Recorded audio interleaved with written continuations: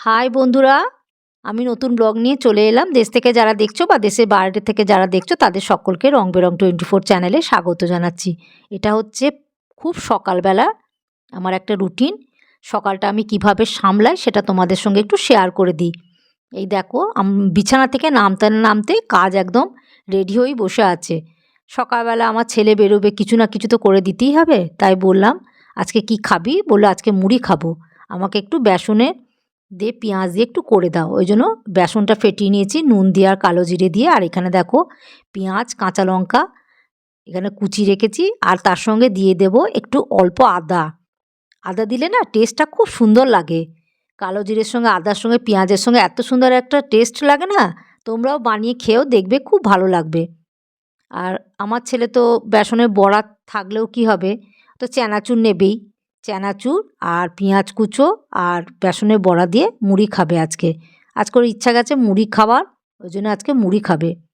প্রথমে বেসনটা মেখে রেখে দিয়েছিলাম, দিয়ে আমি এই পেঁয়াজগুলো ভালো করে এর সঙ্গে মিশিয়ে কড়াইতে তেলও বসিয়ে দিয়েছি। সে এই বেসনের বড়াগুলো ভেজে নেব। আমরা গৃহিণী মানে সকালে চোখটা না খুলতে খুলতে বিছানা থেকে পা টানে দিতে দিতেই একদম কাজ একদম রেডি হয়ে বসে থাকে, যে আমি একদম রেডি হয়ে আছি, এবার তুমি শুরু শুরু করো, না হলে তুমি আর সামলাতে পারবে না বেলা হয়ে গেলে। আমরা গৃহিণী, আমাদেরকে সব কিছু সামলাতে হবে, তার জন্য কিছু মানে বলে লাভ নেই কাউকেই। এই দেখো বেসনের বড়াগুলো আমি ভেজে নিচ্ছি, একটু বড় বড় করেই করছি। আর এই বড়া খেতে খুব ভালো লাগে। পেঁয়াজ কুচি দিয়ে বেসনের বড়া, শশা কুচি, লঙ্কা কুচি এই দিয়ে মানে মুড়ি খেতে খুব ভালো লাগে। তোমাদেরও কি ভালো লাগে? কমেন্টে জানিও আমাকে। দেখো বড়াগুলো বেশ লাল লাল করে ভেজে নিলাম, দুপিঠ মানে নেড়ে চেড়ে। দেখো এপিঠ ওপিঠ ঘুরিয়ে ভেজে নিলাম।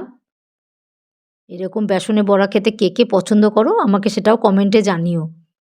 আর সকালবেলায় তো এটা খুব সকালে, হাত পা যেন নড়ছে না। এর সঙ্গে একটু ধনেপাতা দিলে ভালো হতো, কিন্তু এখন ফ্রিজ খুলে ধনেপাতা দিয়ে কাটতে দিতে এখন অনেক সময় লাগবে বলে এই দিয়েই করে দিলাম। এখন ছেলে এখন স্নানে ঢুকেছে, ও স্নান সেরেই এসে খেতে বসবে। তার মধ্যেই আমি এই বেসনের বড়াগুলো বানিয়ে নিলাম। এই দেখো একটা একটা করে এবার তুলে নিই। এরপরে আবার বেসনের বড়া মানে বেসনগুলো আবার দেবো। এই গরম গরম খেতে এটা যে কী স্বাদ তার ঠিক নেই।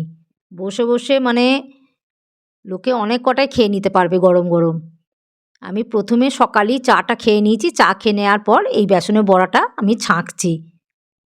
সকালবেলাতেই এখন কিছু করার নেই, একটু না চা খেলে তো মানে শরীরটা ঠিক গরম হবে না শীতকালের দিনে।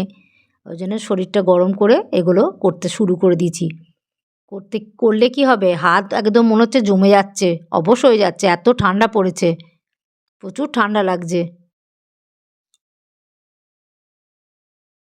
দেখো এইগুলো ভেজে নেব, ভেজে নিয়ে তারপরে ছেলে বেরোলে ছেলেকে খেতে দিয়ে দেবো। এই যে বেসনের বড়াগুলো সব ভেজে নিলাম, কত সুন্দর হয়েছে দেখো। ইতিমধ্যে ছেলে বেরিয়ে গেছে স্নান সেরে, এবার ছেলেকে সব জোগাড় করে খেতে দিয়ে দেব, দিয়ে আমার নিজের কাজ সারবো। এই যে ছেলেকে খেতে দিয়ে দিয়েছি, ও খেয়ে নিয়ে এবার দোকান বেরিয়ে যাবে।